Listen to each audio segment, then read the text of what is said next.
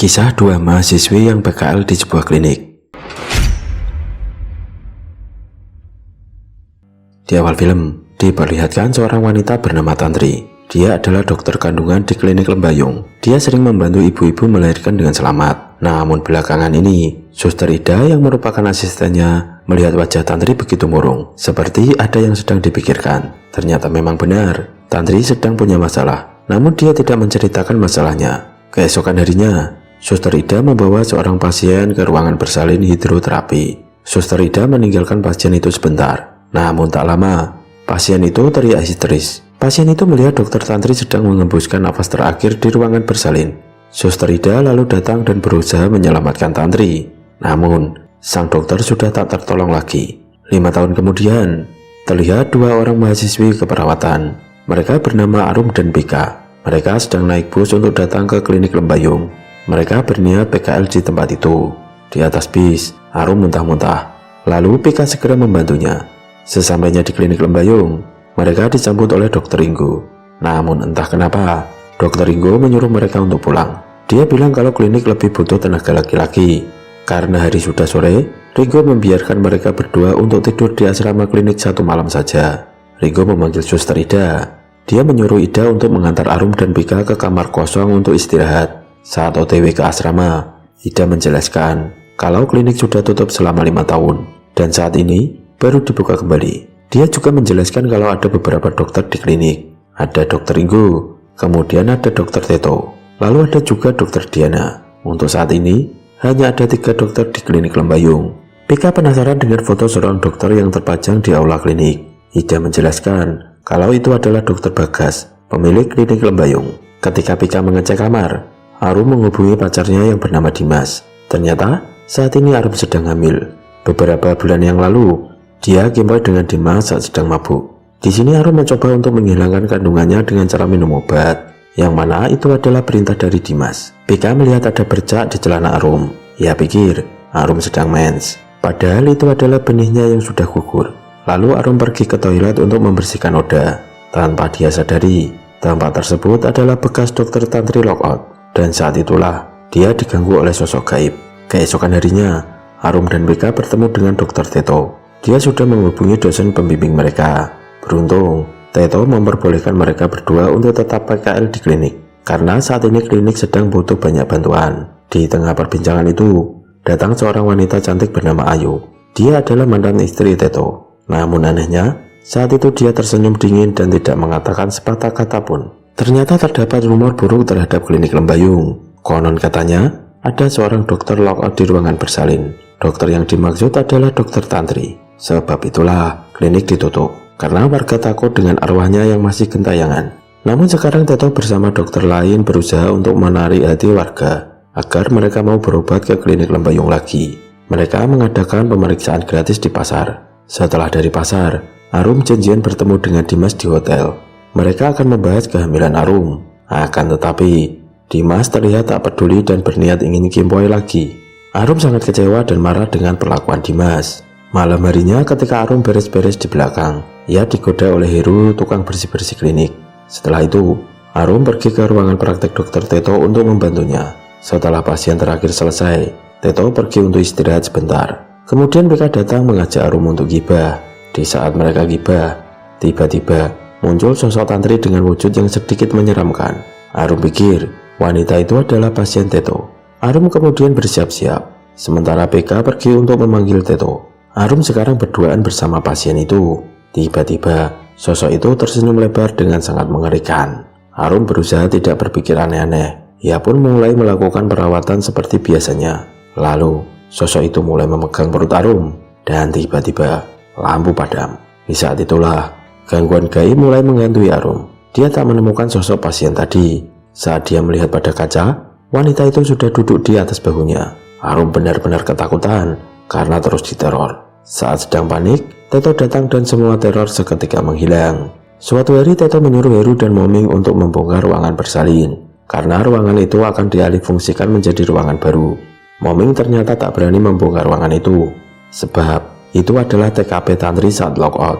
Mendengar hal itu, akhirnya Heru nekat membongkar ruangan sendirian. Belum sempat membongkar total, Heru dapat telepon untuk menjemput pasien.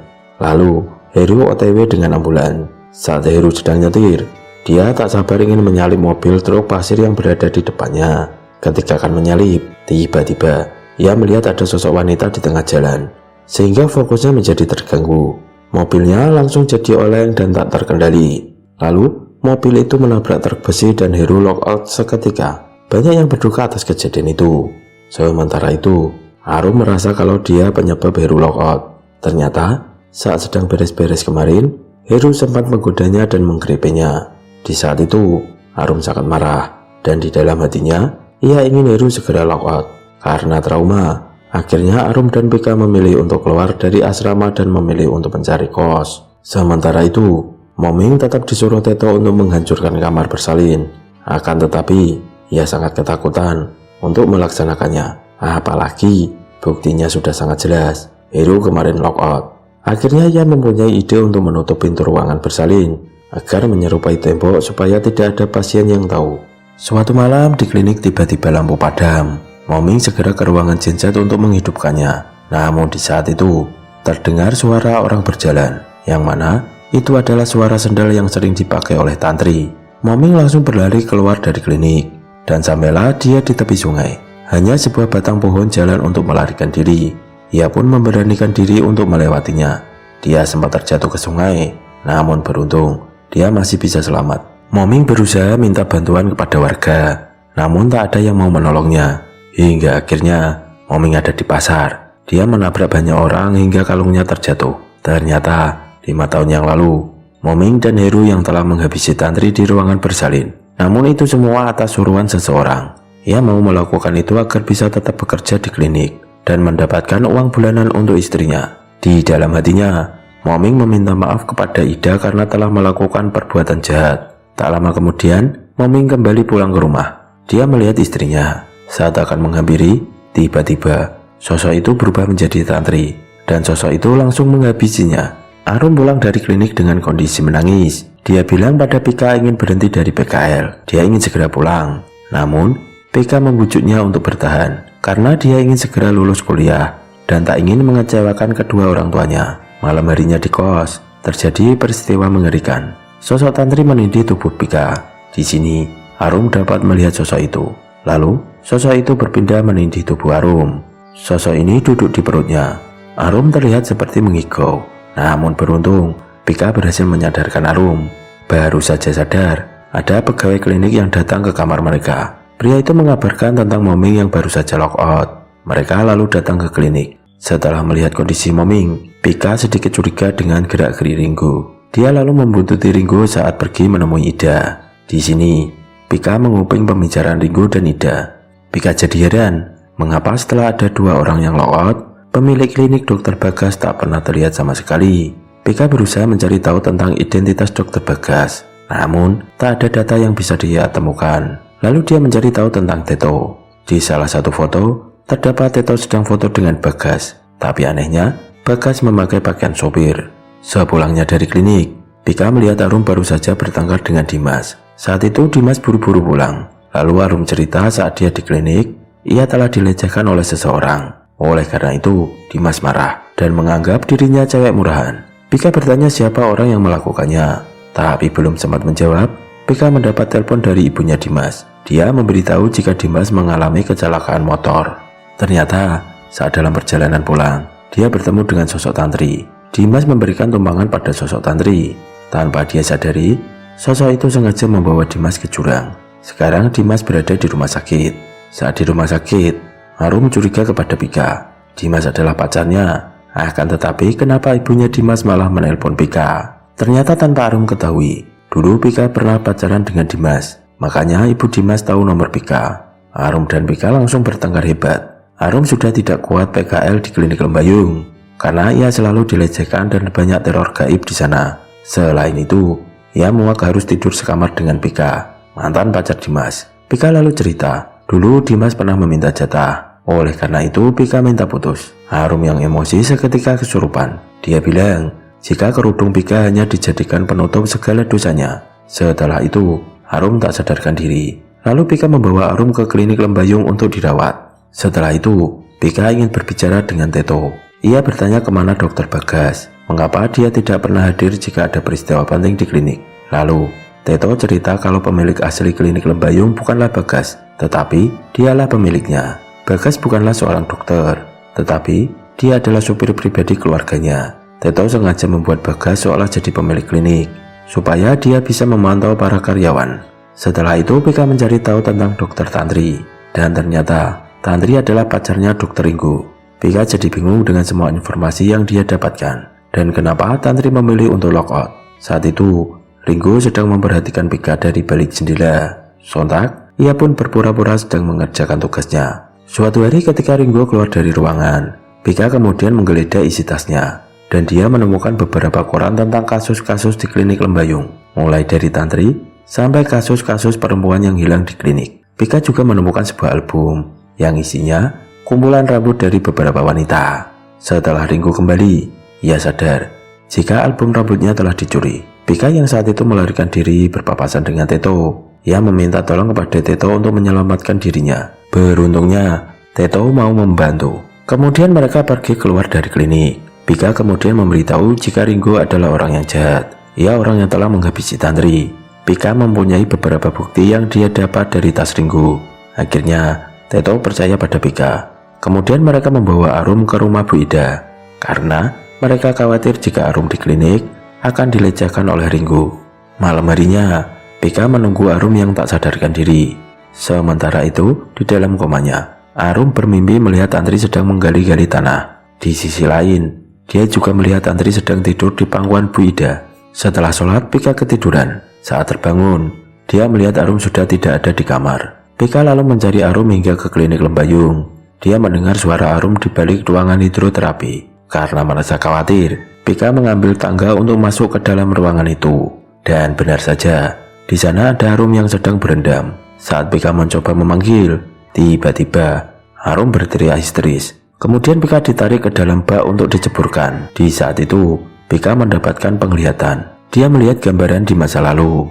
Pika melihat saat itu, Teto secara diam-diam memasukkan obat tidur ke dalam minuman. Lalu, minuman itu diberikan kepada Tantri. Setelah Tantri tertidur, Teto langsung menggenjot Tantri. Setelah melakukan hal itu, Teto mengancam Tantri untuk tidak memberitahukan kepada siapapun, atau dia tidak akan ragu untuk menghabisi Tantri. Suatu hari Tantri akan cerita pada seseorang, tetapi sayangnya Teto mengetahuinya. Lalu Teto menyiksa Tantri. Teto mengira kalau Tantri sudah lockout. Ia pun menyuruh Heru dan Moming untuk memanipulasi kejadian itu, dibuat seolah-olah Tantri menghilangkan hidupnya sendiri. Cerita kembali ke masa sekarang. Teto menjebol dinding ruangan, lalu ia memukul Arum hingga tak sadarkan diri. Kini Pika sudah tahu kalau Teto orang yang jahat. Ia segera membawa Arum pergi dari sana. Setelah Arum sadar, ia memberitahu Pika kalau Teto yang telah melecehkannya. Teto lalu memperingatkan Pika untuk tak memberitahukan hal itu kepada siapapun, atau dia juga akan menghabisinya. Saat Teto mengancam Pika, Ringgo dari belakang menyerang Teto dengan sebuah tali. Saat Teto tak sadarkan diri, Ringgo dengan cepat membantu Pika. Dia lalu cerita kalau Tantri adalah tunangannya. Dia juga sedang menyelidiki kenapa Tantri lockout. Selama ini, ia telah mengumpulkan barang-barang bukti jika Teto adalah dalang dari semua kejadian ini.